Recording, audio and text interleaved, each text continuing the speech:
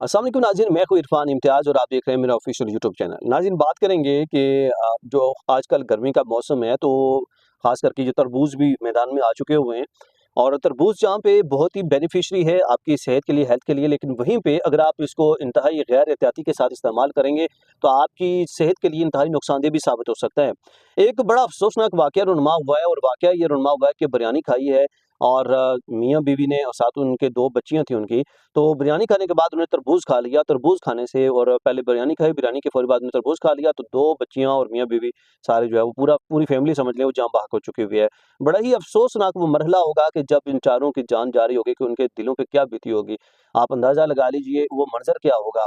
ये अच्छा बिरयानी जो है आप सख्त तरीन अच्छा हमारा ना ये बड़ा एक ट्रेंड बना हुआ है, जैसे आप नॉर्मल रूटीन में देखते हैं, आप गरमा-गर्म खाना खाएँगे, गरमा-गर्म बिरयानी खा रहे होंगे और उसके साथ आपने कोल्ड ड्रिंक्स आपको चाहिए होती है, ठंडी-ठार कोल्ड ड्रिंक्स आपको चाहिए। मतलब एक तरफ आप गरम-गरम न नवाले ले रहे होते हैं, दूसरी तरफ मतलब आपको रोटी गर्म से गर्म चाहिए, आपको जो इसके साथ शोरबा है, सालन है, वो भी गर्म से गर्म चाहिए, लेकिन जो उसके साथ आपको कोल्ड ड्रिंक्स है, वो ठंडी-ठार चाहिए।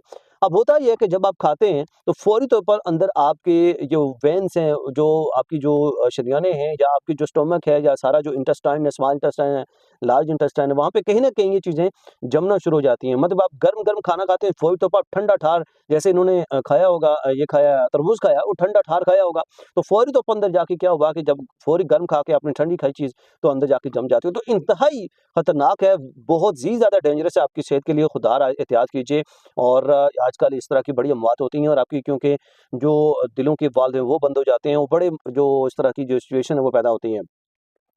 ये वाक़या रुमा हुआ है भारतीय शहर मुंबई में बिरयानी के बाद तरबूज़ खाने से मियाँ-बीवी 2 बच्चे जहाँ बाहक हो गए। एनडीटीवी के रिपोर्ट के मुताबिक मुंबई में एक ही खानदान के 4 अफराद फूड पॉइज़निंग के सबब इंतकाल कर गए और पुलिस का कहना है कि 40 साला अब्दुल्ला और अब्दुल कादिर, 35 साला एहलिया नसरीन, 16 साला बेटी आयशा और 13 साल की ज़ैनब ने हफ्ते की शब दीगर रिश्तेदारों के हमरा बिरयानी खाई और बाद अज़ां रात 1 बजे उन्होंने तरबूज़ खाया, जिसके चंद घंटों बाद ही उनकी तबीयत बिगड़ गई।